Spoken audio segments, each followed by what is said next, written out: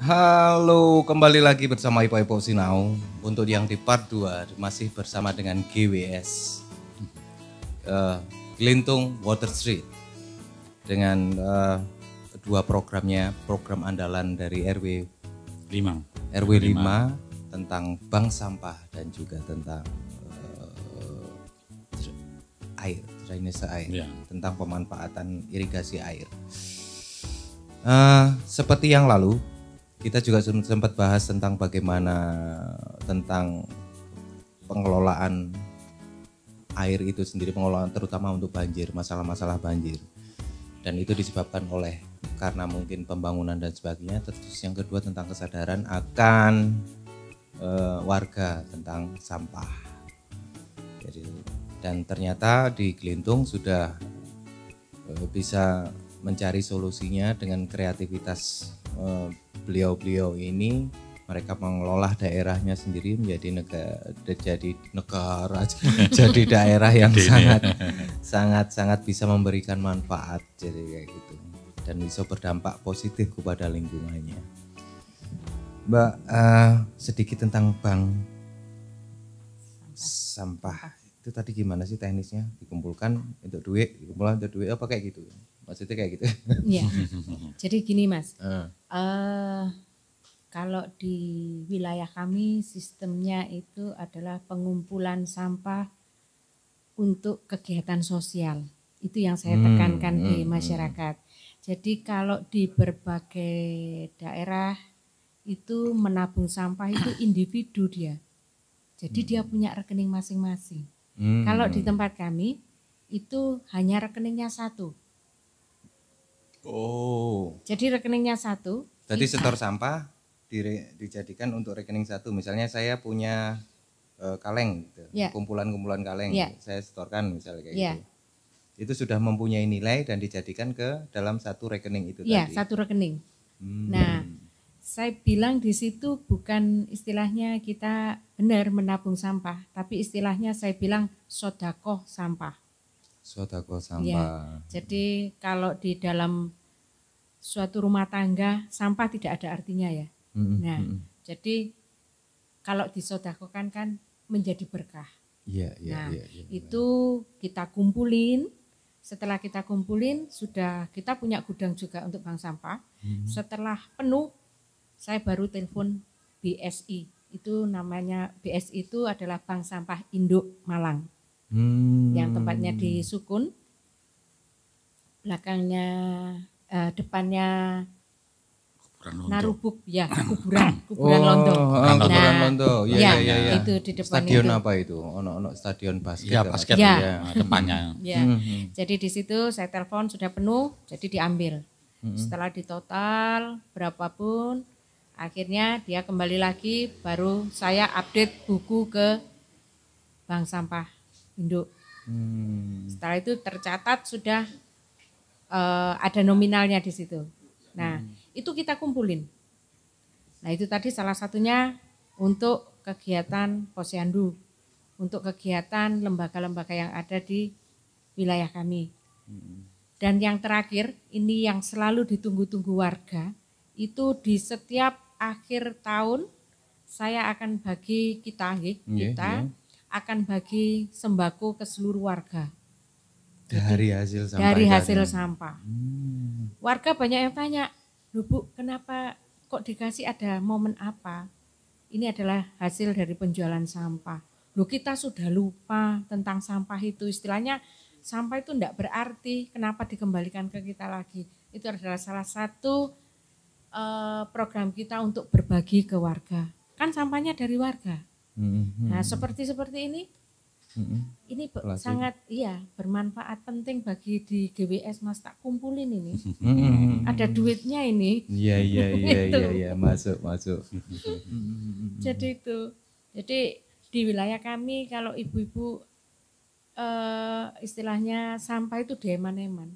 Dikumpulin, ditaruhlah di balai RW ya, tempat untuk ngumpulnya, taruh di balai RW. Ada kerdus dikumpulin. Jadi sampah yang terbuang minim sekali.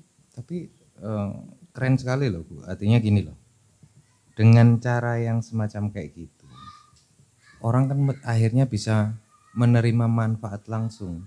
Ya. Tapi bukan hanya manfaat, tapi akhirnya paling tidak kesadaran warga sekitar, oh iya yo, ternyata iki sampah plastik iki atau sampah kaleng iki ini menimbulkan kesadaran tersendiri untuk bisa nantinya untuk bisa memilah-milah. Ya. Ya. Karena apa? Manfaatnya dia sudah bisa terima. Ya. Dengan tahunan itu tadi dia bisa dapat apa sini istilahnya kita berbagi tadi berbagi itu tadi mungkin sudah bisa diterima langsung. Ya. Begitu juga dengan Mas Ageng. Perikanannya piye? Iya, sama. Jadi kan perikanan kalau yang ngelola perikanan kan dari Karang Taruna. Tadi kalau bank sampah ibu-ibu, kalau hidroponik perikanan dari Karang Taruna. Jadi setiap hari Karang Taruna akan memelihara ikan itu ada sebagian dari sampah tadi untuk makanan dan hasilnya pun untuk masyarakat. Kalau ikan lele misalnya kita masih beli bibit ya, kita jual harganya lebih murah dari pasar. Uangnya belikan untuk modal lagi. Tapi kalau ikan nila itu hanya sekali beli, berkembang biaknya kan manual alami kalau nila itu makanya di sana kita bisa bagikan pada saat ada kegiatan tertentu. Seperti kemarin ada melijo gratis misalnya, itu kan ambilnya dari wilayah kita semua, dari sayurannya, dari ikannya, dari peternakannya itu dari kita. Melijo gratis itu kemarin. Artinya semacam kayak program-program yang dikemas secara kreatif oleh Karang Taruna dan warga gitu ya. Iya. Untuk bikin acara itu. Iya, jadi keren Rek. Kebetulan kemarin pada masa pandemi tahun awal. 2020 itu kan banyak PHK, banyak yang dirumahkan. Pemerintah sendiri pada saat itu kan masih belum ada bantuan BLT itu. Nah, apa yang harus kita lakukan terhadap masyarakat? Misalnya MBR, masyarakat berpenghasilan rendah tadi yang tidak bisa apa-apa. Nah, di tempat kita jangan sampai ada yang kekurangan makan. Makanya kita buat mijo gratis setiap hari selama 4 bulan itu kita buat. Seperti itu hasilnya dari tempat kita. Jadi ambil secukupnya nanti setiap hari itu. Jadi setiap rumah tangga itu mengambil secukupnya untuk hari itu. Jadi tidak berebut. Itu dari hasil-hasil kegiatan yang ada di wilayah kita pada saat pandemi kemarin. Ini nyelentang sedikit ya, jadi sampai akhirnya kita menjadi kemarin Kampung Tangguh yang menjadi juara 1 Kota Malang jadi tempat kita itu. Kampung Tangguh yang dari Kapolres kemarin dan Tandem itu. Karena ada kegiatan ketangguhan pangan sebenarnya dari air tadi sebenarnya. Ada ketangguhan pangan, ketahanan pangan dari perikanan, dari pertaniannya juga dari hasil sampah tadi bisa untuk warga pada saat itu. Jadi maksud ketangguhan di situ dia bisa mengoptimalkan secara keseluruhan. Iya, betul. Jadi bukan hanya tangguh untuk menangani tentang pandemi, tapi bagaimana warga itu bisa mandiri untuk mengelola. Ketahanan panganannya bagaimana, keamanannya bagaimana, terus kesehatannya bagaimana itu sudah masuk di sana semua. Ya dari hasil itu sebenarnya gitu. Ada sedikit pertanyaan tentang Pak Ageng. Kalau ngomong tadi sampean ngomong banjir dan sampah, ada 2 sungai. Menurut jenengan yang dilewati oleh sungai itu artinya dari dataran tinggi kan mereka sudah membawa masalah sendiri nih. Baru ke daerah sampean. Itu ya apa itu menurut sampean? Kalau di tempat kita sebenarnya kan yang saya katakan ada pintu air. Ada pintu air jadi pada saat musim hujan tadi yang saya katakan itu akan ditutup. Jadi yang dibawa oleh sungai yang mungkin dari atas ya, itu tidak sampai masuk ke tempat kita. Jadi ada pintu air yang untuk mengatur air tadi. Itu kan terjadi penumpukan Pak, penumpukan sampah yang dari atas. Enggak, jadi gini, sungai itu kan besar. Sungai itu besar, kalau seandainya kemarin itu kalau tidak dikasih drainase dia akan melewati itu. Nah, tapi ini tidak akan belok kalau tidak ada jalan. Jadi sungainya itu besar Mas. Jadi tidak akan ada penumpukan di sana. Kalau musim hujan itu kalau orang katut di sana kan istilahnya saking besarnya. Jadi kalau sampah tidak ada. Jadi biasanya justru makanya tadi yang kalau di tempat kita sampai ada kegiatan perikanan karena kalau udah banjir biasanya orang itu membuang sampah mumpung. Kasur misalnya, kursi seperti itu. Nah itu tidak akan berhenti di situ, pasti akan yang terimbas akan yang di ujungnya. di apa hulu itu. Dari ujung itu sudah dicegah dulu ya. Iya. Dicegah dulu dan mungkin ada dinas kebersihan sendiri yang akan. Kalau itu sebenarnya kalau dinas kebersihan itu hanya 3 bulan sekali mungkin untuk itu. Makanya rencana ke depan kita setiap RW perbatasan sungai itu kita kasih RAM. Rencananya seperti itu. Jadi sudah sampaikan ke Pak Lurah, kita sampaikan ke RW-RW yang ada di sana. Akhirnya nanti setiap RW akan ada pembatas RAM itu. Jadi sungai itu mencegah sampah. Iya, sampah. Jadi kalau ada sampah dibuang buat ini ya, ini RW sana ini yang buang kan gitu. Iya. Kalau di sini ini RW sini akhirnya akan ketahuan. Kalau di tempat kita mungkin sudah kesadaran tapi di tempat lain kan tidak, programnya tidak sama dengan kita. Nah itu kan menjadi masalah tersendiri. Iya. Nah, artinya mudah-mudahan dengan acara ini membuka pikiran kita bahwa pentingnya sebuah kepedulian terhadap sampah dan banjir, artinya terhadap pengelolaan lingkungan irigasi, irigasi. Karena mungkin suatu saat anggap saja mungkin dari pegunungan sana kita nggak tahu ya bahwa limbah racun. Jangan ngomong sampah. Ya, racun. Kalau itu misalnya limbah racun, lah iwake sampean mati, Pak. Ya. Istilahnya kan kayak gitu. Jadi teman-teman Sinau itu sedikit ilustrasi tentang bagaimana tentang irigasi dan juga tentang kegiatan bank sampah di Nggelintung Water Street. Dan aku sedikit tanya lagi tentang khusus wong Nggelintung ae wis. Tingkat kesadarannya gimana sih Mbak? Bisa ceritakan sih. Alhamdulillah cukup tinggi. Tingkat kesadaran, tingkat jiwa sosialnya sangat tinggi menurut saya. Jadi kalau dulu belum ada program sampah itu orang membuang sampah pasti di sungai. Langsung kan deket rumahnya itu jendela itu bawah sudah sungai. Jadi langsung plung gitu aja. Termasuk mungkin ada himbauan untuk untuk memilah-milah sampah di rumah tangga masing-masing misalnya. Iya, saya selalu menghimbau tapi saya menyadari bahwa kadang ibu rumah tangga kan tidak hanya itu saja. Jadi pekerjaannya nggih. Jadi ya kadang Bu enggak sempat milah, ya sudah monggo taruh. Jadi ada ibu-ibu beberapa kami kelompok, kami punya SK juga di situ kurang lebih sekitar 10 ibu-ibu yang jiwa sosialnya juga cukup tinggi. Jadi dia hampir setiap hari dia memilah sampah. Oh berarti juga itu bisa termanfaatkan dan itu juga ada dibayar juga enggak Bu untuk orang ibu-ibu yang kalau masalah bayaran, kalau bilang bayaran itu kan tiap bulan gitu Mas. Jadi mungkin nilai nominalnya cukup tinggi. Jadi kita kasih tips, memang kita kasih tips di akhir tahun juga sama seperti yang, tapi cuma nilainya berapa lah istilahnya, bisa buat beli garam saja. Karena mengingat ini juga kegiatan sosial dan bisa memberikan manfaatnya itu lebih luas lah kepada keluarga ya. Iya, dan alhamdulillah ibu-ibu dari ibu-ibu Nyampa itu dia menyadari, ya sudah Bu, maksudnya dikasih tips tapi cuma sedikit banget. Jadi enggak sesuai sebetulnya kalau dihitung masalah tenaga, pikiran, meninggalkan keluarga dengan apa yang kita berikan itu jauh. Tapi mereka menerima istilahnya, ya memang kita sosial, meskipun tidak dikasih pun tidak masalah gitu. Tapi kan istilahnya kita juga menghargai dari jeripayahnya mereka. Yang mau istilahnya menyampah monggo silahkan kita terbuka. Kalau sampah, menerima sampah dari daerah lain nggak kira-kira? Boleh. Boleh gitu ya. Maksudnya sampah yang istilahnya botol-botol kayak begini. Iya, misalnya ini ada suatu daerah ada numpuk sampah, dia punya masalah gitu. Masalah sampahnya sendiri. Terus minta izin sama Bu, sampai-sampai ke tempat sampean ya, bisa nggak kayak gitu? Bisa. Mau. Kok keren deh.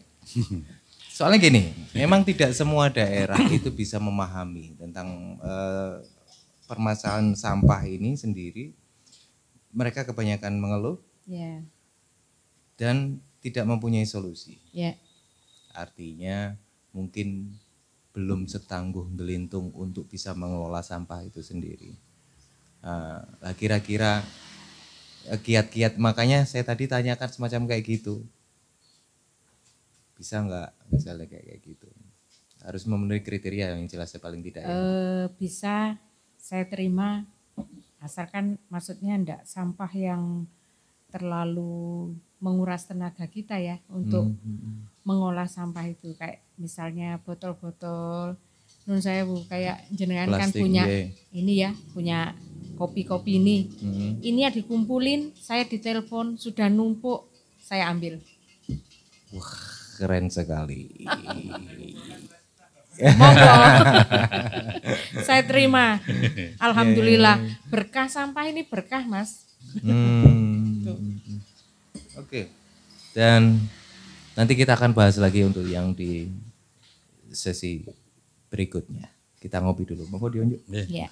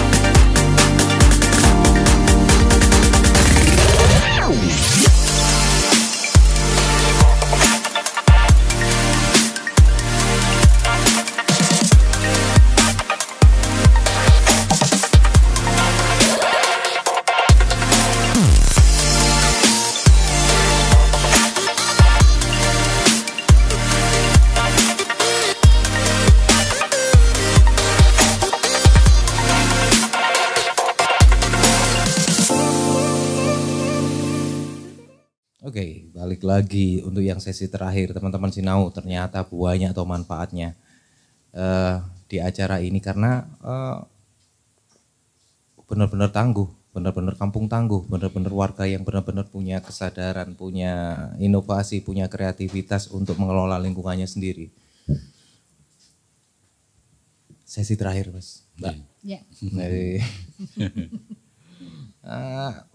Penting ini karena mudah-mudahan ini bisa menjadi menular kepada untuk daerah-daerah yang lain. Baik yang berdampak maupun yang tidak berdampak. Minimal kita tahulah, oh pentingnya kenapa sih sampah kudu dipilah-pilah.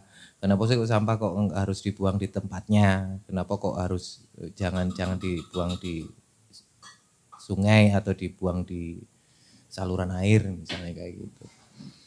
Ono cerita Mas, ada cerita nggak Mbak? Ya, jadi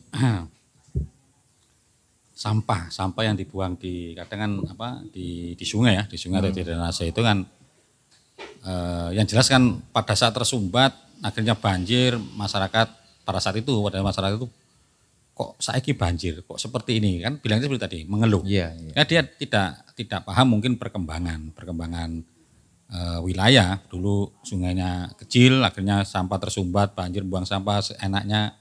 Setelah kita buat seperti tadi, drainase yang besar ada ikannya, ada kesadaran mau buang itu eman-eman. Akhirnya yang dibuang di sana adalah makanan, seperti roti misalnya. Iya.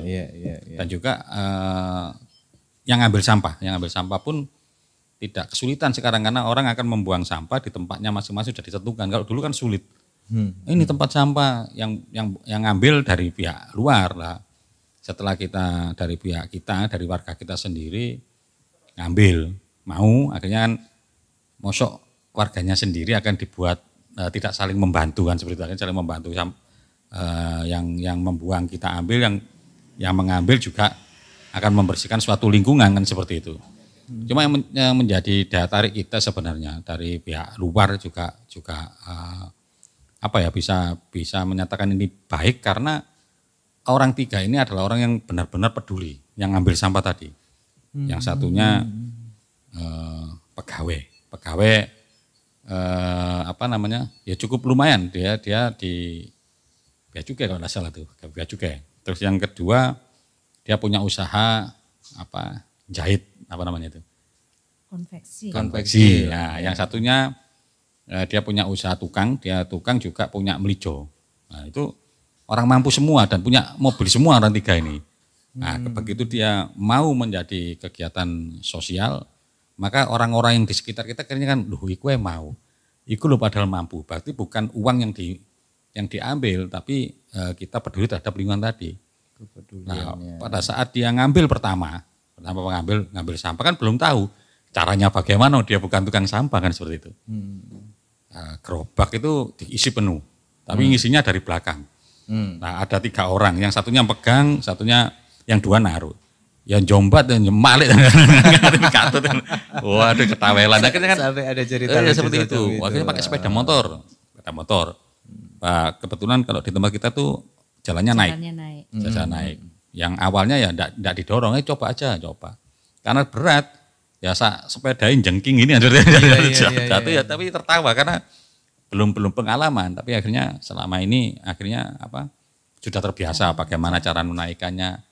Itu butuh sampai 1 tahun itu untuk memahami itu, walaupun sama berguru ya. Nah, itu yang menjadi daya tarik. Jadi masyarakat yang bukan masyarakat tidak mampu, tapi masyarakat yang mampu, yang peduli dan mengambil sampah. Kalau awal mungkin ya malu-malu ya, sekarang sudah enggak. Banyak yang bantu sekarang, misalnya untuk dorongnya ada yang bantu. Kadang ada kalau pas waktu libur seperti ini beberapa bapak-bapak bantu dorong sampah, ngambil sampahnya seperti itu. Jadi pedulinya mulai muncul. Jadi itu kalau kemarin pada saat banjir gitu semua keluar karena apa? Drainase yang masih sedikit pada saat itu ikannya kan keluar semua. Waduh buraan ikan. Walaupun nanti dikembalikan lagi, cuma ngambil ikannya pada saat musim hujan ya seweneng kan gitu. Pada saat itu, kalau sekarang udah keluar ikannya awal-awalnya. Jadi di situ ada suatu proses, satu pembelajaran bagaimana kita peduli terhadap lingkungan, bagaimana memelihara atau memperhatikan teman-teman tadi seperti ibu-ibu tadi kita buatkan, ayo mentok pedes misalnya. Hasilnya biar diambil ibu-ibu tadi. Itu kan tidak di luar sampah kan seperti itu. Terus mentoknya nanti uang mentoknya untuk yang bagian ternak bapak-bapak, yang masak ibu-ibu, hasilnya monggo dibagi sendiri seperti itu. Ikan juga seperti itu. Jadi ada suatu kebanggaan. Misalnya ada bahan bekas, ban misalnya.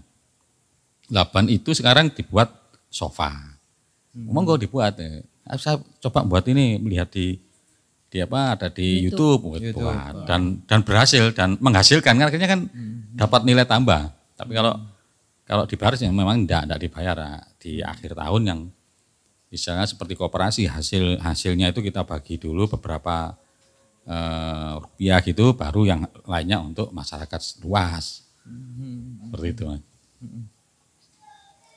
Oke, Mas, untuk yang lebih sesi terakhir, saya kepingin dari Mbak Susan juga dari Mas Ageng, kira-kira spirit yang bisa dibagi kepada teman-teman Sinau, khususnya tentang yang sampai geluti ini. Dari saya dulu. Ya. Nah, kalau ini, jadi ada suatu ilmu yang mungkin masyarakat sekitar belum tahu, Mas. Jadi pada saat kita juga dulu mencari, kalau bisa masyarakat itu peduli dulu terhadap lingkungan. Bagaimana sih masyarakat kita atau lingkungan kita bisa mandiri. Pembiayaan bagaimana, misalnya untuk membangun bagaimana, kalau kita tidak bergerak kan tidak bisa. Ternyata ada yang banyak tidak diketahui bahwa kita harus membentuk kelompok-kelompok tadi yang pernah saya katakan tadi. Misalnya kelompok ikan, harus sendiri kelompok ikan. Kelompok sampah tadi bank sampah. Kelompok lingkungan, kelompok pertanian. Nah, kelompok-kelompok itulah nanti kita bentuk, kita SK-kan dulu di kelurahan. Pak Lurah saya punya kelompok ini, untuk tujuannya seperti ini nih. Nah itu akhirnya di SK-kan. Dan ternyata itulah nanti yang akan menarik dari pihak lain, dari Dinas Pertanian misalnya, dan pertanian akan Dinas Pertanian datang, Dinas Perikanan, PU, itu akan melihat itu, oh kelompoknya seperti ini yang akan dibantu. Jadi bantuan pemerintah itu tidak langsung, ini dibuat ini, enggak, sesuai dengan yang ada di sana. Nah itu yang masyarakat harus tahu dan masyarakat harus mempunyai harapan, punya cita-cita, punya konsep bagaimana sih kampung kita bisa baik. Yang jelas peduli terhadap lingkungan kita. Ya apa ya kita bangun bersama. Jadi dari masyarakat kalau kita himbau ya, kita ajak lingkungan lah yang kita perhatikan dulu. Karena lingkungan itu yang akan membawa kampung kita akan sejahtera dari lingkungan itu sendiri. Kalau lingkungan itu indah, minimal akan didatangi orang. Karena konsep kita nanti tempat kita adalah tempat wisata kampung yang edukasi, persampahan. Akhirnya menjadi ilmu, Mas. Jadi masyarakat kalau misalnya yang digeluti hidroponik misalnya, ya dia akan menjadi narasumber, menjadi jujukan orang untuk belajar, kan itu artinya kan menghasilkan di sana. Orang mau beli sayur ya di sana. Jadi harapan kita di tempat kita sendiri bisa dicontoh nanti sesuai dengan potensi yang ada. Bahwa tempat kita adalah ketahanan pangan ataupun pertanian, perikanan, peternakan, perkotaan. Nah, di kota ada sesuatu yang tidak ada. Jadi kalau orang nanti cari ikan, di Glintung. Nah, kalau di kampung lain mungkin yang ada apa? Yang bisa potensinya apa? Ya itu yang kita gali dan kita padukan dengan lingkungan tadi. Jadi harapan kami masyarakat supaya istilahnya pedulilah terhadap lingkungannya, terhadap masyarakatnya, terhadap tetangganya, itu nanti yang akan membawa konsep-konsep yang ada di wilayah itu masing-masing. Pasti insya Allah akan bisa sesuai dengan potensinya. Manjada wajada kan seperti itu katanya. Jadi yang siapa bersungguh-sungguh insya Allah kan bisa seperti itu. Walaupun itu ada proses. Itu mungkin dari. Ada tambahan dari Mbak Susan?